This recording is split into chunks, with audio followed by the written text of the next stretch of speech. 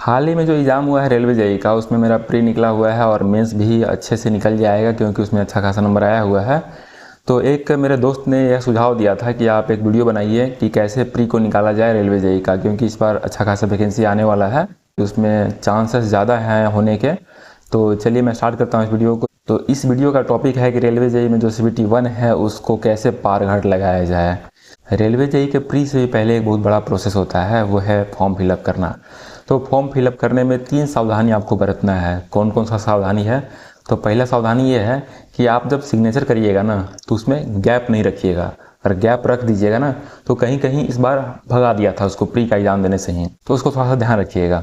अब दूसरा पॉइंट ये है कि जब आप लैंग्वेज सेलेक्ट कर रहे हैं ना, तो लैंग्वेज सेलेक्ट करते वक्त आप जिस भाषा में कंफर्टेबल हैं उसी भाषा को डालिएगा। अगर आप हिंदी भाषा में कंफर्टेबल हैं और आप इंग्लिश सेलेक्ट कर दिए हैं तो आपको एग्ज़ाम में हिंदी करने नहीं मिलेगा, इंग्लिश में ही सारा एग्ज़ाम देना पड़ेगा। तो थोड़ा सा सोच समझ के करिएगा। तो इस बार बहुत लोगों को यह दिक्कत हुआ था, तो थोड़ा सा ध्यान रखिएगा। तीसरा सबसे बड़ा पॉइंट यह है कि आप जब जोन सेलेक्ट कर रहे हैं तो उसको पूरा बढ़िया से करिएगा। और मैं किसी भी तरह का सजेशन नहीं दूंगा क्योंकि मैं जहाँ बताता हूँ वहाँ का कट ऑफ हाई चला जाता है। तो मेरे भरोसे मत रहिए, आप खुद से एनालिसिस करिए और खुद से फॉर्म फिलअप करिए कौन सा जोन आपके लिए बेहतर रहेगा। दिल्ली मुंबई वाला में तो अभी आजकल ज़्यादा कट ऑफ जा रहा है, तो हाँ सोच समझ के भरिएगा। CBT 1 के एग्ज़ाम में 4 सब्जेक्ट होता है, मैथ, रीजनिंग, GK GS और साइंस। तो यहाँ पर मैथ को समझते हैं कि कैसे करना है। मैथ में जो सबसे ज़्यादा वेटेज रखता है वो है नंबर सिस्टम का। नंबर सिस्टम में जो HCF होता है ना, उससे बहुत ज़्यादा कॉम्प्लिकेटेड सवाल तैयार किए जाते हैं, घुमा घुमा के आपसे पूछेगा। उसके बाद परसेंटेज है, उसके बाद रेशियो एंड प्रोपोर्शनल है, टाइम एंड डिस्टेंस है, टाइम एंड वर्क है, SI है, CI है, ये सब से भी अच्छा खासा सवाल पूछ देता है। तो मैं तो अभी आपको शॉर्ट में बता रहा हूँ, इसको डिटेल में अगर जानना होगा ना तो आप क्या करिएगा कि पिछला साल का यानी कि CBT 1 का जो प्री का हुआ था पहले वाला साल का, तो उससे देखिएगा, उससे क्वेश्चन प्रैक्टिस करिएगा। रेलवे जेईई का जो खास बात यह है कि इसका पैटर्न जल्दी चेंज नहीं करता है, पिछले साल वाला ही पैटर्न रखता है। तो वहाँ से आपको बहुत ज़्यादा बेनिफिट हो सकता है। तो मैथ में ऐसे कर लीजिएगा, और मैथ में जितना ज़्यादा प्रैक्टिस करिएगा ना उतना ज़्यादा आपको बेनिफिट इसका मिलेगा ही मिलेगा। मेरा मैथ में 100 नंबर आया था, तो मेरे को मैथ में उतना ज़्यादा टेंशन लेना नहीं होता है। मैं पटाख से क्या करता हूँ ना कि जब एग्ज़ाम का तैयारी करना होता है तो देखता हूँ कि पैटर्न क्या क्या है, इसमें कौन कौन सा क्वेश्चन ज़्यादा रिपीट कर रहा है पूरे रेलवे में। तो उसमें से मैं क्या करता हूँ कि उस क्वेश्चन को सिलेक्ट करता हूँ, सिलेक्ट करके अपने पास जमा करता हूँ। और मैं ऐसे करते करते करीब 20 से 25 पेज का एक क्वेश्चन तैयार किया हुआ था, क्वेश्चन का सीरीज़। उस क्वेश्चन सीरीज को मैं प्रैक्टिस किया। प्रैक्टिस करने के बाद मेरा नंबर अच्छा खासा बढ़ा, और जहाँ भी घट रहा था ना तो उसको फिर से मैं बार बार प्रैक्टिस के सहारे क्लियर कर लिया। बीच में कहीं कॉन्सेप्ट का कमी महसूस हुआ तो फिर मैं यूट्यूब पर गया और जो भी मैराथन वीडियो मिला उसमें से उठा लिया उसको। इस बार मैं गगन प्रताप सर का भी वीडियो देखा हूँ, तो उनको भी क्रेडिट जाता है मेरे मैथ का। लेकिन जब मैं पावर ग्रिड एग्जाम का तैयारी कर रहा था ना तो उस टाइम में मैं आदित्य रंजन से और साहिल सर से भी पढ़ा हुआ हूँ, तो उनको भी पावर ग्रिड के लिए क्रेडिट जाता है मेरा। अब बात करते हैं रीजनिंग का। तो रीजनिंग भी मोटा मोटी प्रैक्टिस का ही चीज़ होता है। और इसमें क्या है ना कि जैसे कैलेंडर हो गया तो ये सब आउटडेटेड हो गया है काफ़ी, ये सब में ज़्यादा नहीं फंसिएगा तो फिर ख़त्म कहानी है। इसमें देख लीजिएगा सिलोलीज में ये सब होता है, ब्लड रिलेशन हो जाता है। तो ये सब टॉपिक को बढ़िया से प्रैक्टिस करिए। बाकी जो सभी एग्जाम में कॉमन है वही सब रीजनिंग रहता है, इसमें रीजनिंग का कोई अलग से स्पेसिफिकेशन नहीं किया गया है। जो सभी एग्जाम में रीजनिंग चलता है वो यहाँ भी लागू होता है। अब बात करते हैं GK GS का। तो GK GS में क्या है ना कि यहाँ पर GK GS नाम के लिए लिखा हुआ है, पूछता सारा का सारा करंट अफेयर्स है। करंट अफेयर्स में से 3-4 टॉपिक होता है, उस टॉपिक को आप कर लीजिए तो आपका कुछ नंबर बढ़ सकता है। लेकिन मैं क्या किया था ना कि पूरा का पूरा करंट अफेयर्स छोड़ के ही जाता हूँ, हमेशा कभी भी करंट अफेयर्स पढ़ता नहीं हूँ। मेरा पढ़ने का तरीका यह है ना कि अगर 4 सब्जेक्ट है तो 3 सब्जेक्ट पे इतना कमांड कर लो कि चौथा का ज़रूरत पड़े ही नहीं। तो मैं इसी तरह से पढ़ाई करता हूँ कि एक सब्जेक्ट को मैं हमेशा कुर्बान कर देता हूँ हर एक सब्जेक्ट में। जैसे कि पावर ग्रिड में मैंने क्या किया था कि इंग्लिश को कुर्बान कर दिया था कि इंग्लिश जाओ भाई, होने लायक है नहीं मेरे से, तो इंग्लिश छोड़ दिया था। उसी तरह से इसमें क्या हुआ ना कि जो CBT 1 एग्जाम हुआ तो CBT 1 में मैं करंट अफेयर्स को पूरा छोड़ दिया। उसके बाद साइंस को पूरा बढ़िया से पढ़ा था, मैथ को पूरा बढ़िया से प्रैक्टिस किया था, रीजनिंग को भी बढ़िया से किया था। तो करंट अफेयर्स में जो मोटा मोटी टॉपिक है बढ़िया वाला वो है स्पोर्ट्स का, जो नया नया इवेंट हुआ है उसका देख लीजिएगा। साथ के साथ जो रैंकिंग सीरीज होता है किसी भी, जैसे इंडेक्स हो जाता है तो इंडेक्स वाला भी देख लीजिएगा। इसमें 3-4 टॉपिक और खोज लीजिएगा बढ़िया से, उसी में से हमेशा रिपीट करेगा तो अच्छा खासा आपका काम निकल सकता है करंट अफेयर्स में। 3-4 टॉपिक को अगर बढ़िया से देख लीजिएगा। अब बात करते हैं साइंस का।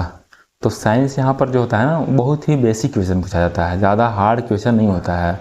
तो साइंस में क्या है ना कि जैसे फिजिक्स हो गया, फिजिक्स में लाइट वाला जो चैप्टर है उससे बढ़िया क्वेश्चन पूछता है भाई, पूरा लगा देता है उसका सीरीज। इससे इतना ज़्यादा क्वेश्चन पूछता है कि आपको लगेगा कि फिजिक्स से पूछ रहा है कि लाइट से पूछ रहा है क्वेश्चन। तो इसमें प्रैक्टिस करिएगा लाइट से, मोशन से, साउंड से और इलेक्ट्रिसिटी से। इसके अलावा बाकी आपको प्रैक्टिस से खुद मालूम चल जाएगा कि और क्या क्या पढ़ना है।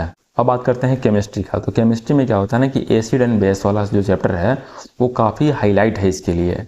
उसके अलावा बाकी जो मैटर होता है, मैटर से देख लीजिएगा।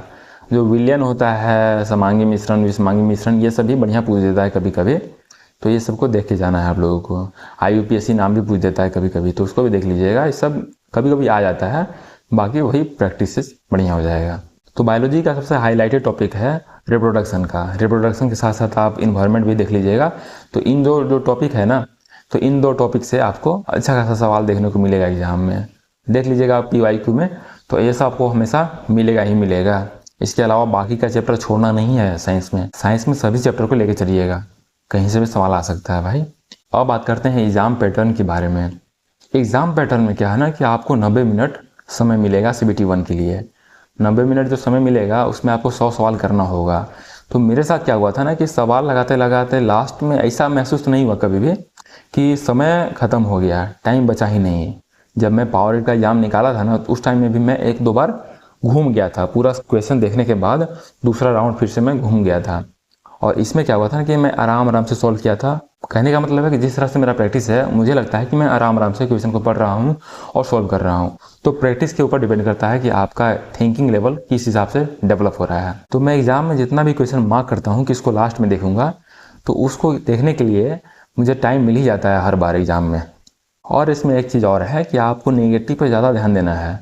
इसमें 1/3 का नेगेटिव है ना, तो बहुत सोच समझ के कदम उठाना है। ज़्यादा ऐसे नहीं अंठे कहानी पकड़ लिए कुछ भी कि हाँ ये वाला लग रहा है सही होगा तो इस पर टिक कर दिए, वैसा नहीं करना है। यही वाला जो हाल है ना, बहुत सारे इंटेलिजेंट बच्चों को ले बीतता है एग्जाम में। तो इसको पूरा बढ़िया से देखिएगा। तो लास्ट में मैं एक चीज़ और बता दे रहा हूँ कि जो लोग जॉब करते हैं ना, वो लोग टाइम को कैसे मैनेज कर सकते हैं। तो देखिए, जब जॉब कर रहे हैं ना, तो आप ईमानदारी से जॉब करिए। जॉब करने के बाद आप अपने आपको फ्री टाइम दीजिए ही दीजिए। जैसे मैं 6 बजे ड्यूटी खत्म करके आता था, तो ऐसा नहीं कि मैं रेस्ट करने लग गया। जैसे ड्यूटी खत्म हुआ उसके बाद मैं पढ़ना स्टार्ट कर दिया। हालांकि ड्यूटी मेरा काफ़ी आसान नहीं था। सुबह 9 बजे से गाड़ी में बैठना था और बैठ करके शाम में गाड़ी में बैठे ही रहना था। उस टाइम में मुझे चलते ही रहना पड़ता था गाड़ी से। तो इस तरह से मुझे समस्या होता था, थक जाता था काफ़ी। फिर भी मैं मन को अपना मनाता था कि मैं एनर्जेटिक महसूस कर रहा हूँ, ऐसा मैं अपने माइंड को फील करवाता था। फील करवाने के बाद मैं पढ़ाई करता था। तो वही 6 से 12 बजे तक, 1 बजे तक पढ़ाई चला। सुबह 8 बजे मैं उठा, उसके बाद फिर तैयार वार होकर के अपना खाना पीना खा के निकल गया ड्यूटी में। तो इस तरह से ड्यूटी चलता था। संडे को मैं पूरा यूटिलाइज करता था अपने समय को। और आपको खुद से लगेगा ना कि कहाँ कहाँ टाइम निकाल सकते हैं, तो उस टाइम को आप याद करिए कि वहाँ टाइम निकाल सकते हैं। तो क्या कमी रह गया कि वो टाइम को नहीं निकाल पाए। तो देखिएगा, सबका जो जॉब प्रोफाइल है वो अलग अलग होता है। तो आपका कंडीशन कुछ और होगा, आपके बॉस कुछ और होंगे, आपको काम का प्रेशर कुछ और मिलेगा। तो इस तरह से यह टर्म एंड कंडीशन आपके वर्क प्रोफाइल पर डिपेंड करता है कि आपको कैसा काम मिला हुआ है। तो इतना सब बताने के बाद भी अगर आपको कोई डाउट रह गया होगा ना, तो आप कमेंट में करिएगा। और मेरे इंस्टाग्राम ID पे भी आप आ सकते हैं, वहाँ पर मुझे आप कॉल या मैसेज के जरिए पूछ सकते हैं। और एक चीज़ बता दे रहा हूँ कि इस चैनल के अबाउट में जाइएगा ना, तो वहाँ पर आपको चैनल का लिंक मिल जाएगा, व्हाट्सएप चैनल का।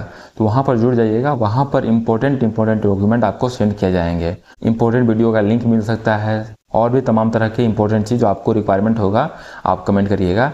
तो मैं सारा का सारा उसी ग्रुप में सेंड करूँगा, उसी चैनल में सेंड करूँगा। व्हाट्सएप चैनल है जीत से जीत तक का, उसका लिंक आपको मेरे अबाउट सेक्शन में मिल जाएगा। और ऐसे बता दे रहा हूँ कि अगर आपको रेलवे जेईई के अलावा कुछ और भी इम्पोर्टेंट टॉपिक का डिस्कशन चाहिए होगा, जैसे कि जो होता है ना बहुत ही इम्पोर्टेंट टॉपिक हो गया, तो उसके बारे में अगर आपको बढ़िया से जानना होगा ना, तो मैं 1 से 2 मिनट के अंदर में इसी चैनल में शॉर्ट वीडियो के जरिए बताया हुआ हूँ। तो काफ़ी पावरफुल एनिमेशन से बताया हुआ हूँ, तो उसको देखिएगा, एंजॉय करिएगा उसको। और वो आपके एग्जाम रिलेटेड ही होगा। ऐसा नहीं कि भाई देखिए मेरा जॉब हो गया है तो मैं खाना खा रहा हूँ, मैं बाइक से जा रहा हूँ, ये देखिए ये इधर मैं घूमने चला, इधर मैं जिम कर रहा हूँ, तो ये मेरे दोस्त लोग हैं, ऐसा रहने के लिए मिलेगा, ऐसा खाने के लिए मिलेगा। ऐसा मैं वीडियो नहीं बना रहा हूँ, ठीक है। सारा का सारा वीडियो मेरा काम का होता है। तो आपको जो बेनिफिट दे सके मैं ट्राई करता हूँ कि वैसा ही वीडियो आपके लिए बनाऊँ। तो इस चैनल को सब्सक्राइब कर लीजिएगा, तो आपको बहुत ज़्यादा बेनिफिट होने वाला है। मेरे कहने का मतलब यही था।